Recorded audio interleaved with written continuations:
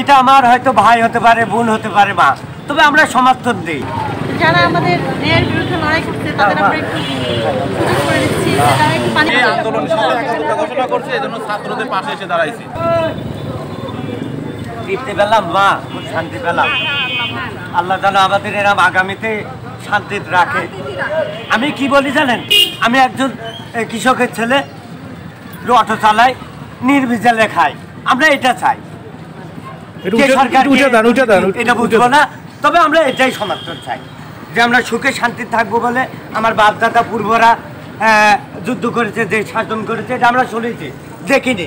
তবে কিছুটা অনুভূতি দেখতে পাচ্ছি এই পুরুষের ভেতরে গর্জন দেওয়া, এই মানুষের ভেতরে। তা আমরা মনে করি যে আমরাও আসুন 2 দিনকার জন্য হলেও এদের সাথ দিই, এদের গর্জনটা অনুভূতি করি, অনুভব করি। আল্লাহ হিফাজত করুক আমাদের সবাইকে। আমি গণ্ডমূর্খ একজন, আমি শান্তি চাই, সুখ চাই। আমার বাপ দাদারা হয়তো এখানকার মুক্তিযুদ্ধ না হলেও একজন, তো ওইটা বুঝিনি, তবে মানুষ বুঝি। আমি মানুষ খুলে ধরবো, আমার মানুষই সত্য, মানুষই সব, এছাড়া কিছু নাই। আল্লাহ আল্লাহ আল্লাহ আল্লাহ। এই পানি বিতরণ নিয়ে যদি একটু বলতেন। আন্দোলনের সাথে একাত্মতা ঘোষণা করছে, এজন্য ছাত্রদের পাশে এসে দাঁড়াইছি। এই পানি নেন ভাই। ভাই আপনাদের নিউজের মাধ্যমে একটাই নিউজ দেবেন, ছাত্ররা যেন কোনো বিশেষ সম্পদ নষ্ট না করে। আমার তো থানায় আগুন দেওয়ার দরকার নাই, আমার তো পুলিশ বল ভাঙার দরকার নাই ভাই।